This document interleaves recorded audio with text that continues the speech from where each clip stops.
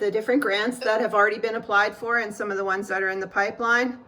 And also, I don't know if anyone got a chance to look at the some of the applications that were submitted for the Downtown Revitalization Initiative, which is that $10 million grant.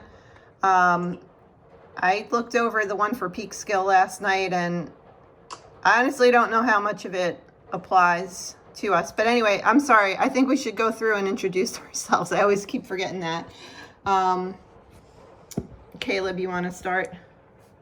Yes, Caleb with Millennium Strategies. I'm a grant writer. Dave Jenkins with Millennium Strategies, also grant writer, grant manager. I'm Monica Hawk, Downtown Revitalization Committee. Also, for the people who came in late, we are recording this meeting so that Neil can hear it afterwards.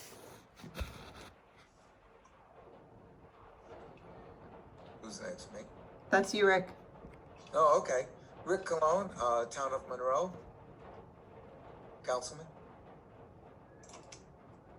Tyler Sloboda, owner of Java Joe's Coffee Bar in downtown Monroe. That's why I almost recognize you, but you're very dark right now because you're curtain. I'm into the night. Samantha and Mark Stankiewicz, we are local residents and artists.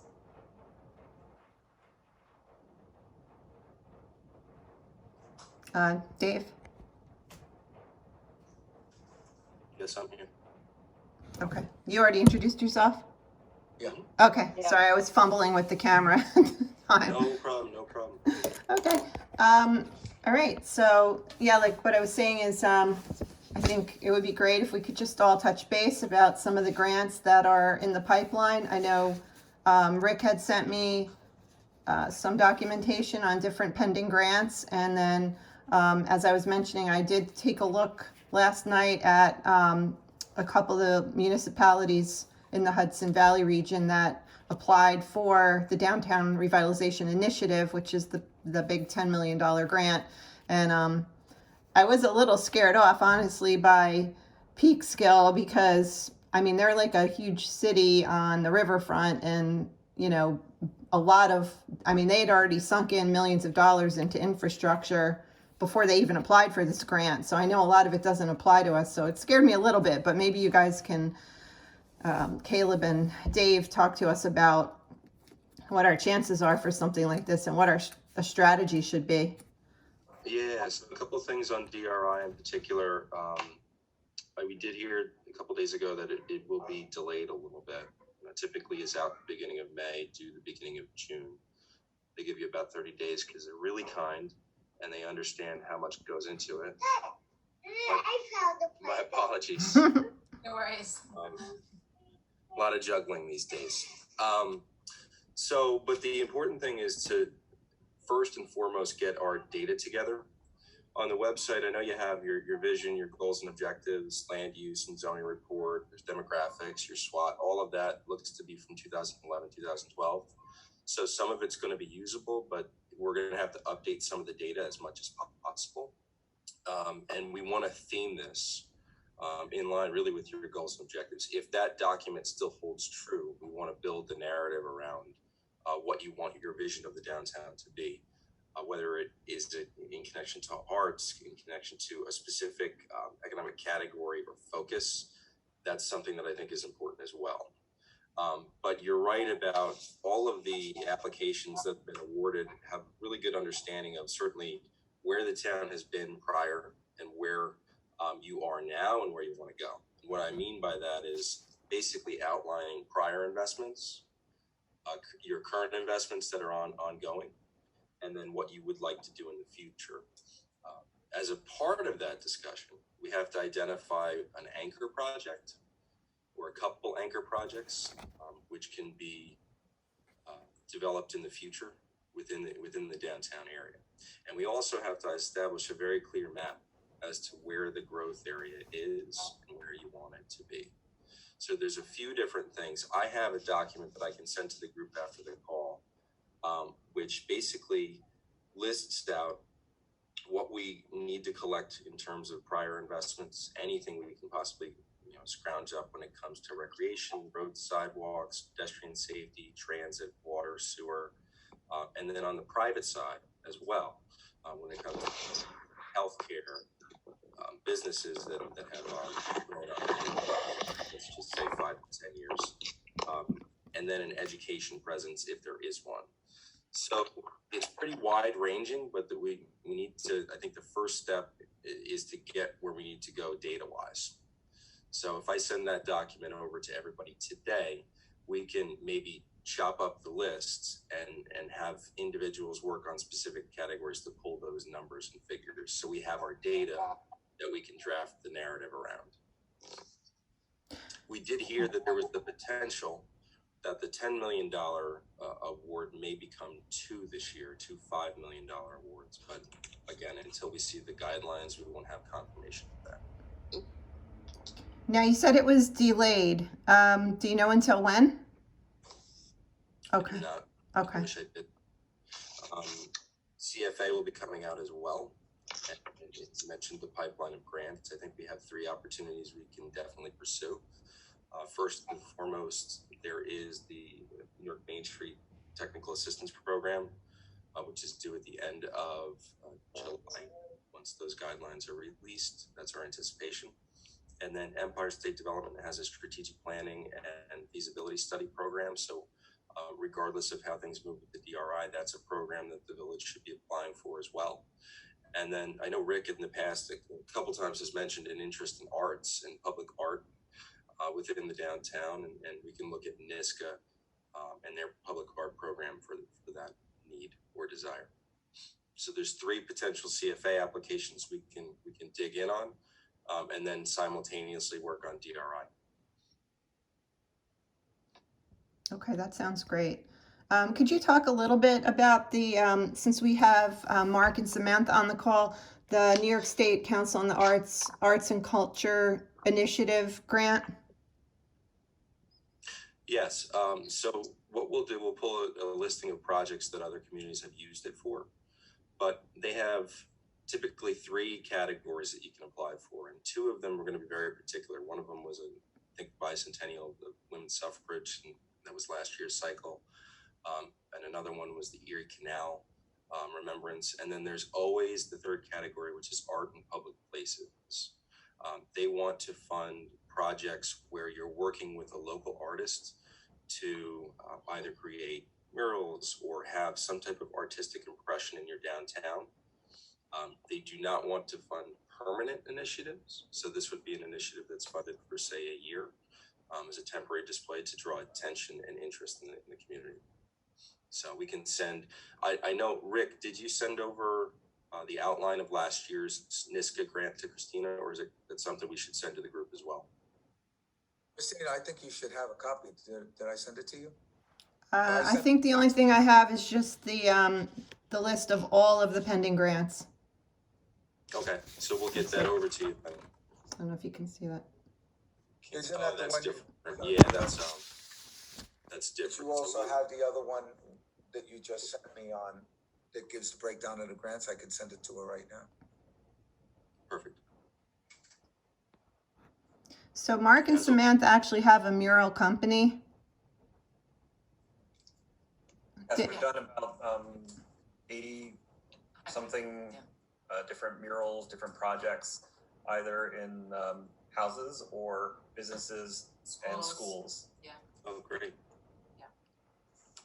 But we were talking about an outdoor mural. We happen to have a overpass, a bridge in the middle of town, the Heritage Trail, which is a Rails for Trails project. I'm not sure where you guys are from.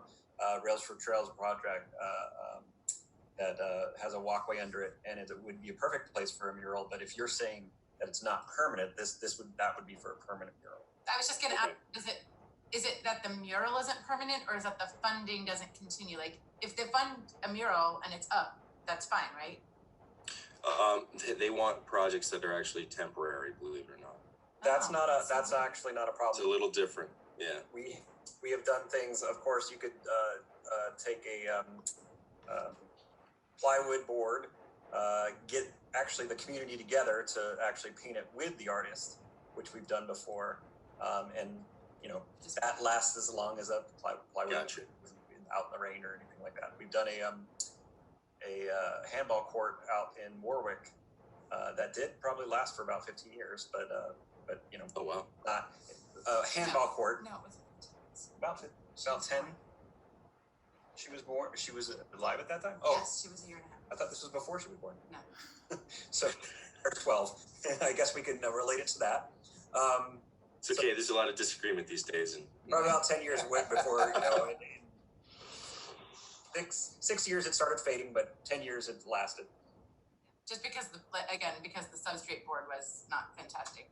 But yeah, so all right, so yeah, there are lots of things we could do with temporary things too. And I think I had mentioned before, one of the problems that we have in schools is that when children work on things and it says class of 2008, and then in 2009 it feels outdated because that class has graduated and moved on. So we try to work with that, but we can make it dated just by putting the date on it, and then a year later it feels dated. So. the other thing that I think might make sense, Christina, is for maybe the four of us to get on a call with NISCA directly with their program manager, and you know, once we have a better, once the memo gets to you and everybody has a chance to digest it, we can set that up and bounce a couple project ideas and say, you know, the village is really committed to moving forward with an application and try to get them before the guidance is released. That'd be Actually, great. can I mention one thing?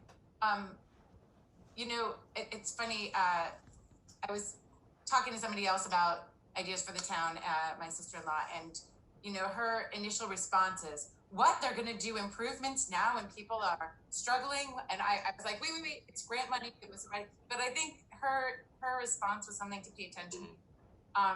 So if we did do some sort of temporary mural, I think it would go over a whole lot better if it was like a tribute to essential workers, something that is like paying attention to the times. And I was even thinking like maybe if, let's just say, you know, all things considered, like we get this $10 million grant, but maybe if some of it gets divided into like helping small businesses who are related to the arts come to Monroe or something like that, like a mini grant for them that's through that, something that could support the ideas that everybody was saying, but that sounds like money going back into the economy of the town. Yeah. You know what I mean? It's sometimes it's Absolutely.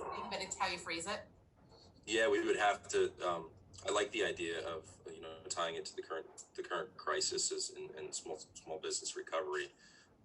You know, it would all be under the shadow of a small business theme or brand for the project, you know, to generate economic recovery. So I think maybe take a look at what we send over. Let us know your initial thoughts. Again, it's based on last year's guidance. We don't have this year's guidance, but it hasn't changed a whole lot year in, year out. So I think it's something we can dig in and get some good project ideas now.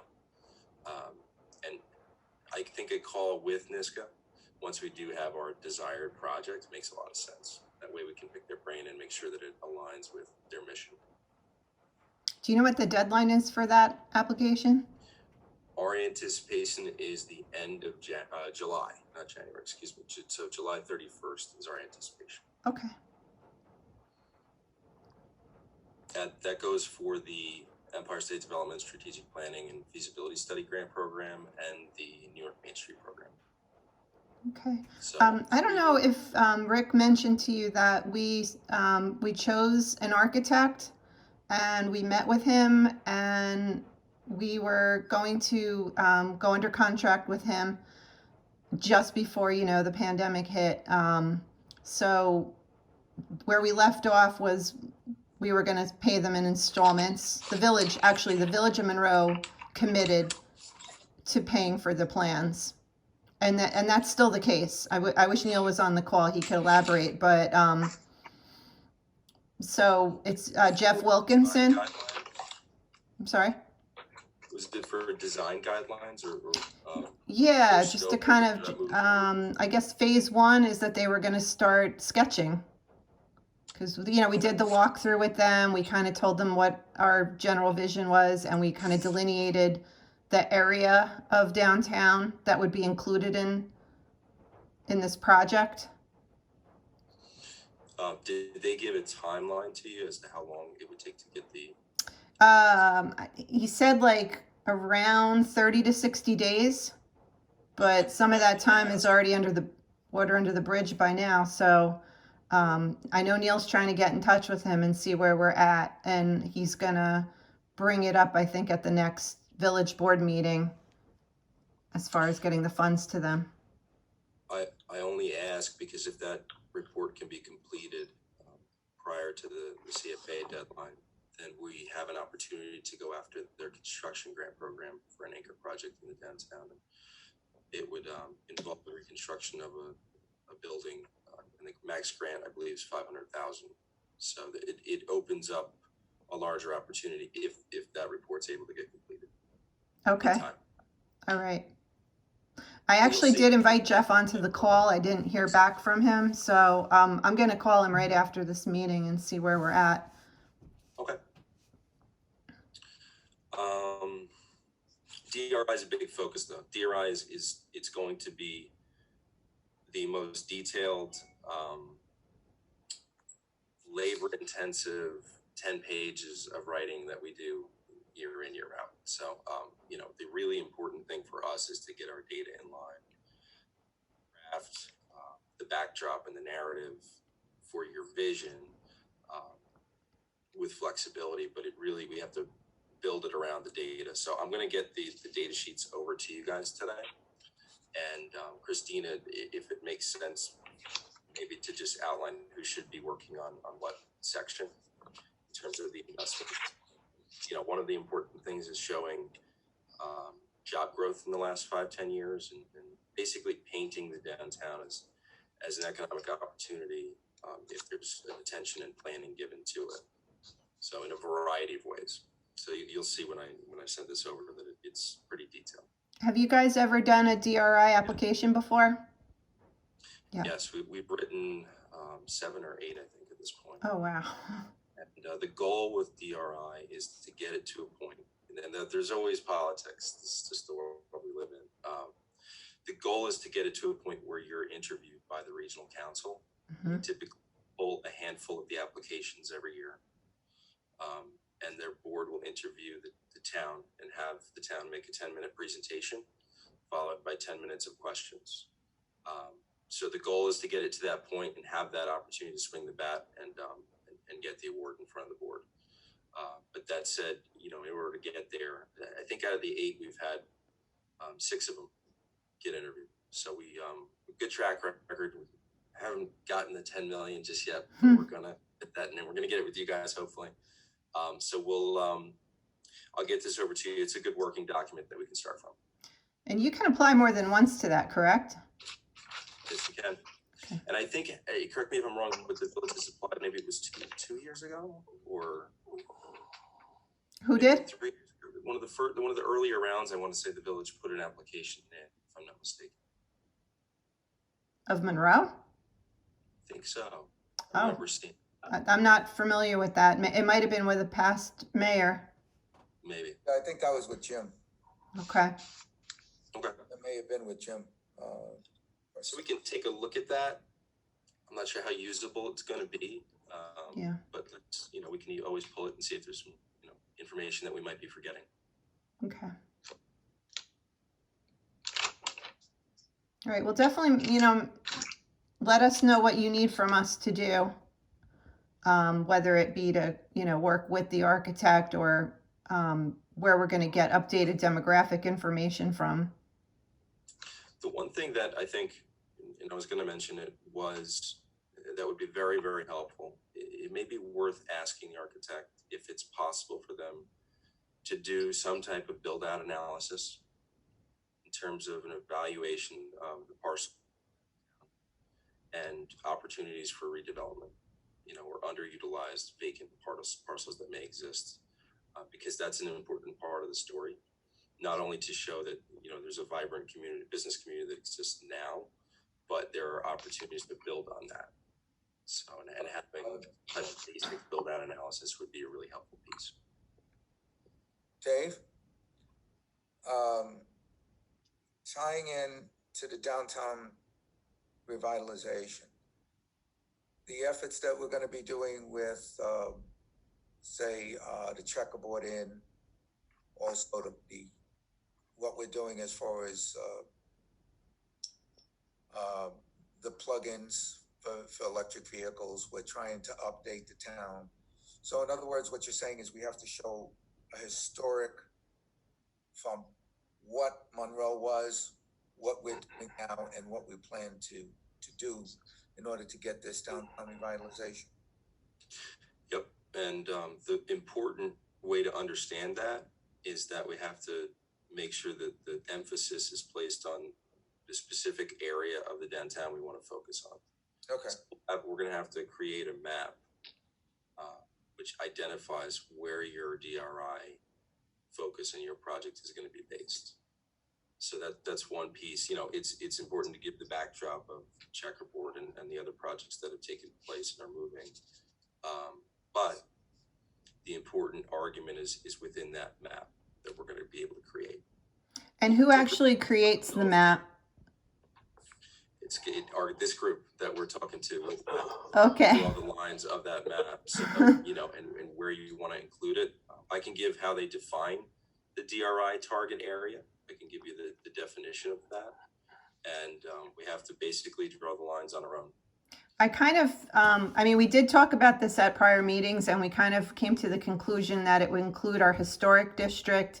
So basically up from the waterfall, up Stage Road, including the main street, which is Lake Street, up the Mill Pond, including Airplane Park, over to Roscoe Smith property, including the entirety of the 2 mill ponds and the walkways around it and the businesses across the street from it. So that was basically, you know, it's all cohesive. I mean, it's not, it sounds like a lot, but it's all, you know. Sounds like you already have it. That's why I'm smiling. I'm excited about that. Oh, okay. Yeah, so we know where we want it to be, but I don't know how to physically make a map. Like I did like a Google map with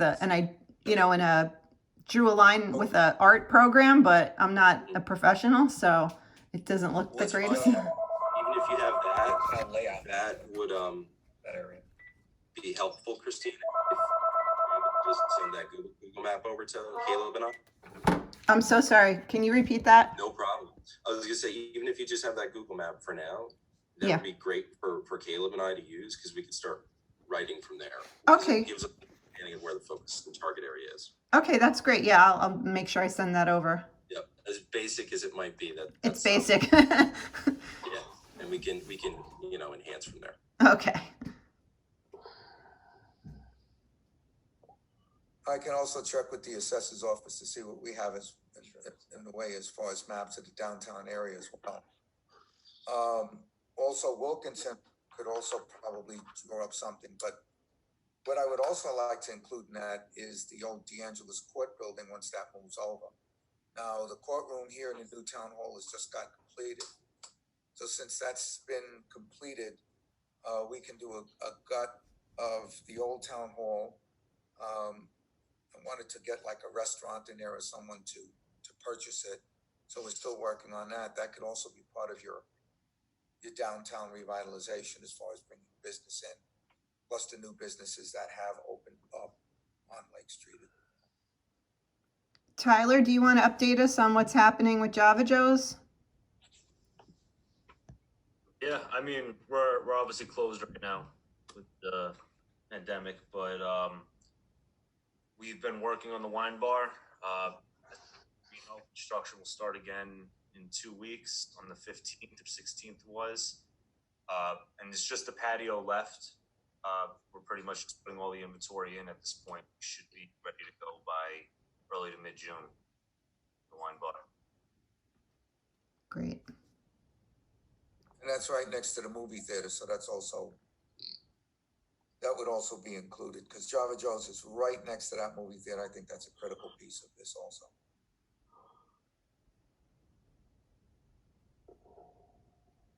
Yeah, I mean, I don't know. It's tough with restaurants right now. You know, I know with the town hall that you're talking about gutting that, it might even be a full year before we could have a packed house again. You know, we're going to be very limited on who we can let in and, how many people at a time. So having that place ready for when restaurants are ready to invest into it, that'll be big because people will be looking to start fresh when they can. Well, again, it is a town piece of property. It's gonna be vacated soon. I'm gonna try and get,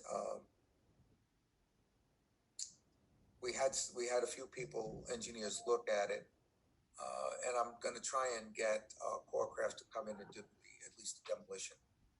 That would be a savings to the town and would put us at least on the roadway of getting that piece of property, sold or leased. So I'm looking forward to getting that done. But I had to wait until the courthouse has moved over before we can do anything with that property. And that should be very soon. Neil had suggested that we do a survey of local residents, and so we started creating it in SurveyMonkey, and we've tweaked it a few times.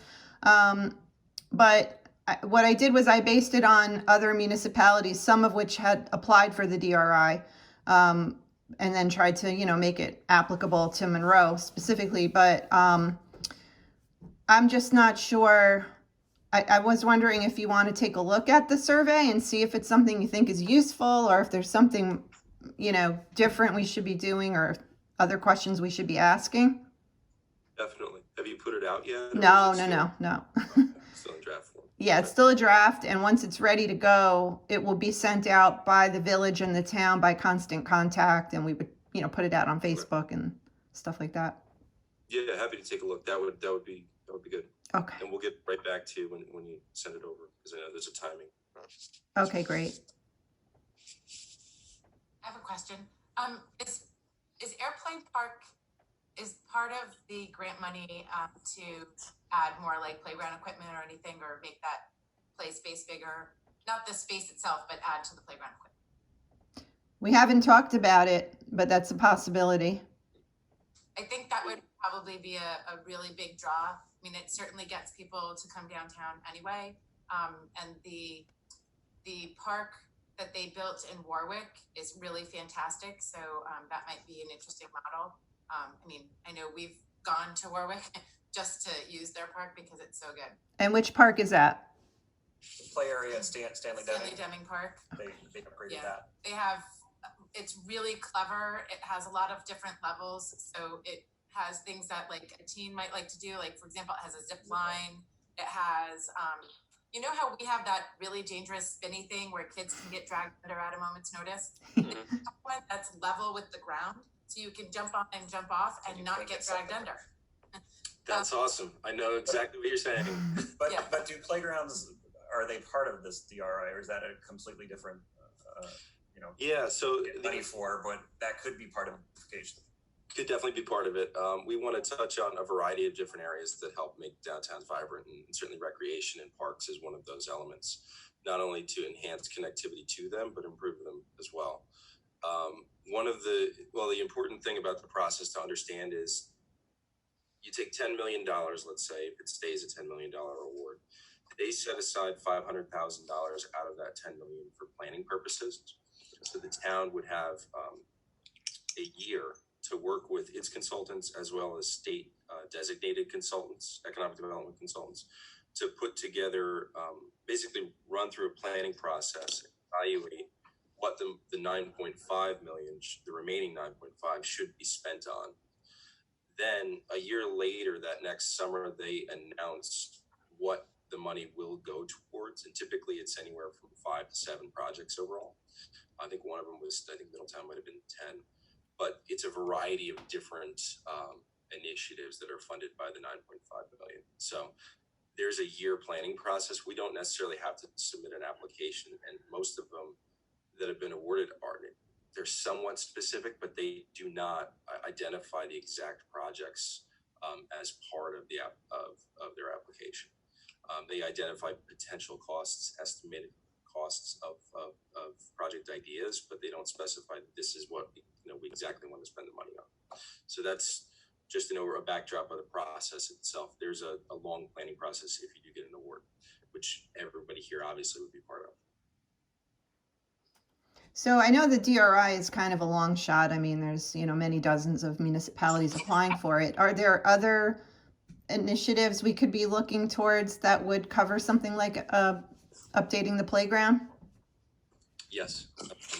Rick, we sent the Office of Parks grant to you as well. Which- The Office of Parks, Recreation, and Historic Preservation has a couple different programs that obviously we put an application for the checkerboard last year, but they have a park development program that we can apply to, in the coming months. Okay, I can send that out right now. Does it hurt our chances to apply for too many grants or no? No. Okay. Not in my opinion. Would anybody know? The only More the factor, it's not going to impact the agency scoring.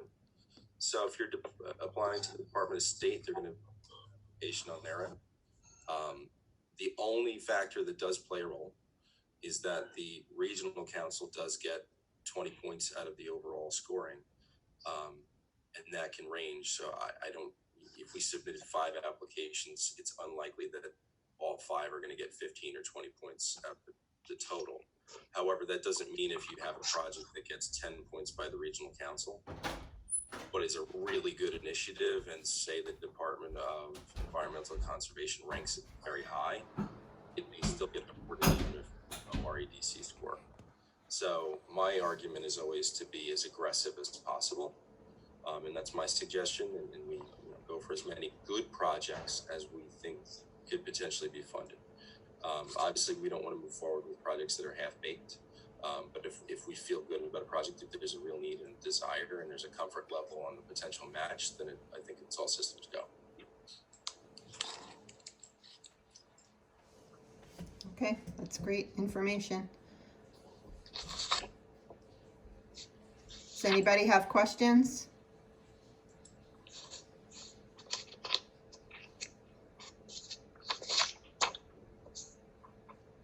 All right. Well, I look forward to getting that information from you. I'll send you the survey. And then if you guys want to go ahead and schedule the meeting with the Arts Council. I'm sorry, I forgot what you called the division for the arts program. Sure, we'll get that over to you. We do want to flesh out the project idea a little bit more before we set up the call. Okay. And we'll send over. You get what I sent you before? No? Was that right?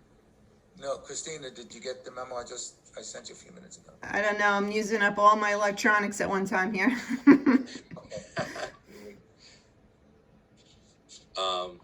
We'll send over both the DRI key point document and the data document that we have that we use as a framework.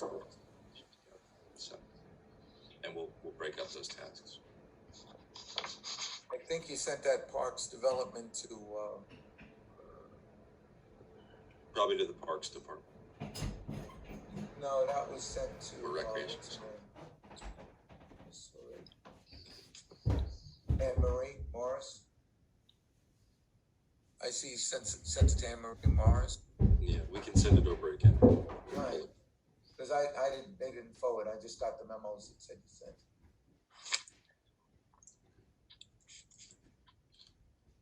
It's amazing how there's 2 of you that are floating above the Golden Gate Bridge. I would point that out. Yeah, we decided to I didn't vacation have a lot together. of choices.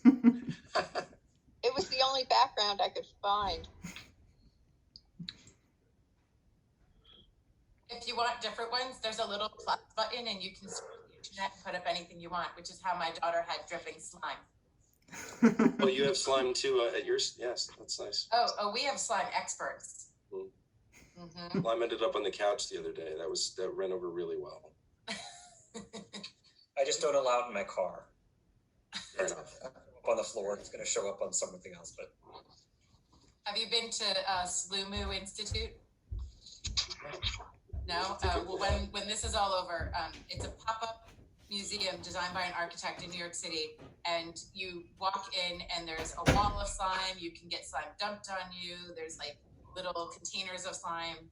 Yeah, if your kids like slime. There are many different recipes of slime, and it can be very feathery and look like a spider web and still come back together. It can be drippy, like what we always think of with slime. Oh. Or They have a slime counter where you can add your own scent. You can have Wow. clay or more drippy or whatever, all these choices, and then they get to put like beads and garbage in them. You can lick slime. There are slime video installation. This is those who have kids that like slime. mind blown. Yeah. This is Slumu, you said? Lumu. Yeah. Have to take a look at They that. also have slime expert residents in training. We look one of those. Yep, that makes sense. Well, outside of slime, I think this has been a pretty productive call. Christina? Yeah, me too. Thank you guys. It was great to see you again. Yes, it's good to see people. Yeah. Absolutely.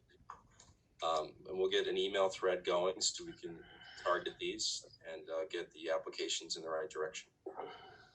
Okay, great. All right. Thanks, everybody. Thank you for including us. Thanks for the time. Thank you. Thank you, everybody.